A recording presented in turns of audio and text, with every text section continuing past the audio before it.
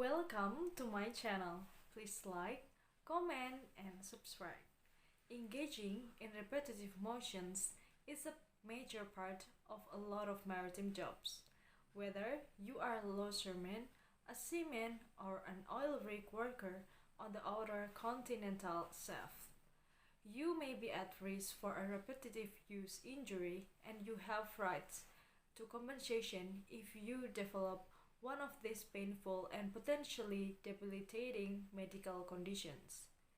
There are federal maritime laws in place to provide you with compensation whether or not your injury was caused by negligence. And then, what is a repetitive use injury?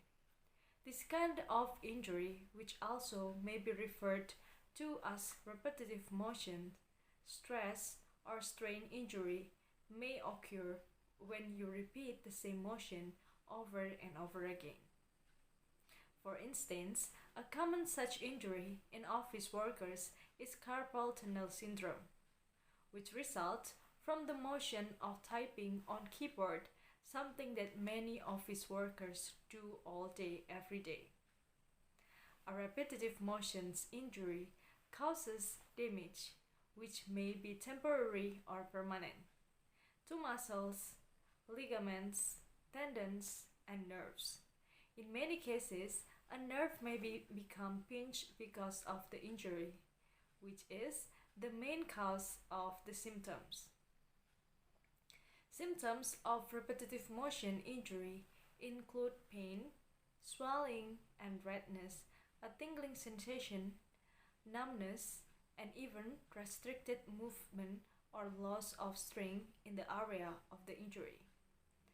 The next discussion is about types of repetitive use injuries in maritime work. There are many different kinds of repetitive stress injuries and many that are common to maritime workers. If you engage in the same physical activity on the job every day, you could be at risk for one of these injuries. For instance, if you have to lift things up to high spaces every day, you could end up with an injury to your shoulder from that repeated movement. Here are just some of these injuries that maritime workers may be vulnerable to developing.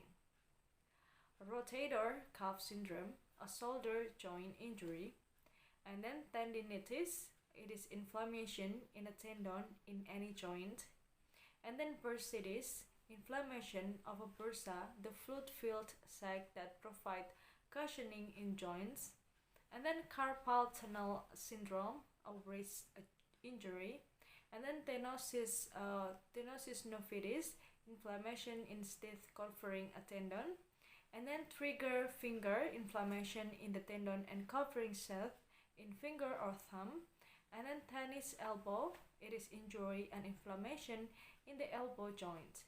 Maritime workers are also vulnerable to many other repetitive motion injuries like neck pain and inflammation, permanent nerve damage, and even injuries unrelated to joints like hearing loss.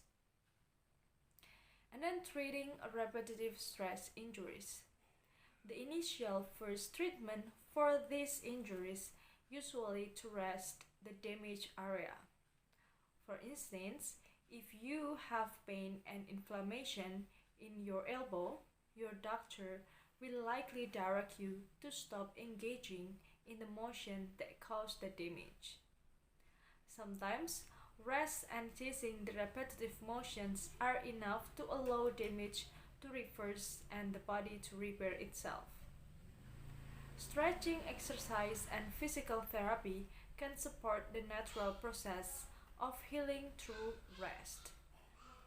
To treat the symptoms like pain and swelling, itching the affected area can help, as can the administration of over-the-counter pain medication. When these measures along with rest and physical therapy do not help, surgery may be needed to correct damage. This is rare, but it is possible that the damage from repetitive use is severe enough that only surgery can repair it. Prevention is also important. Ergonomic equipment and rest periods at work can help to prevent injuries. The next discussion is about how negligence can cause injuries. As maritime workers, your duties put you at risk for injuries, but your employer is ultimately responsible for ensuring that all measures are taken to prevent these injuries. Negligence may include forcing you to work hours that are too long or not allowing you to take breaks to rest. Another form of negligence is training and safety measures. Your employer may be negligent in your repetitive stress injury if you have not been properly trained to use equipment or in how to prevent these injuries.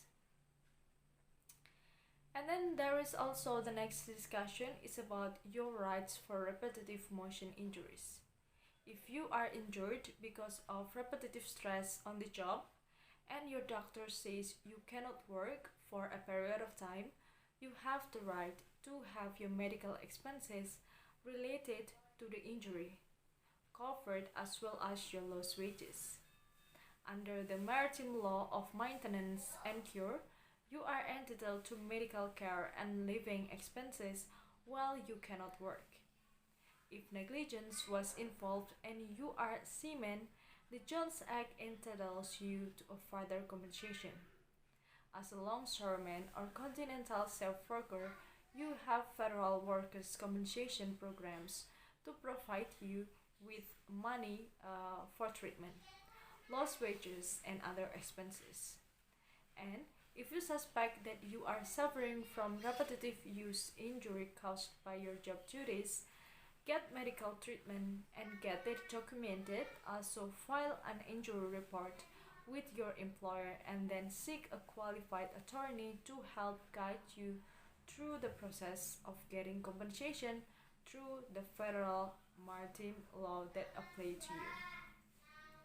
I think that's all the information that I can say to you guys. Thank you so much for watching. And if you need information about maritime topic, you are in the right channel. Because in this channel, we talk about it a lot. And if you want us to discuss about maybe the information that you need, you can drop your comment below in the comment section.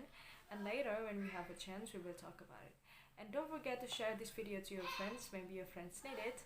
And it means you already help your friends. I think that's all the information that I can say to you guys. Thank you so much for watching. Don't forget to give like, comment, and subscribe. Bye bye. See you in another video.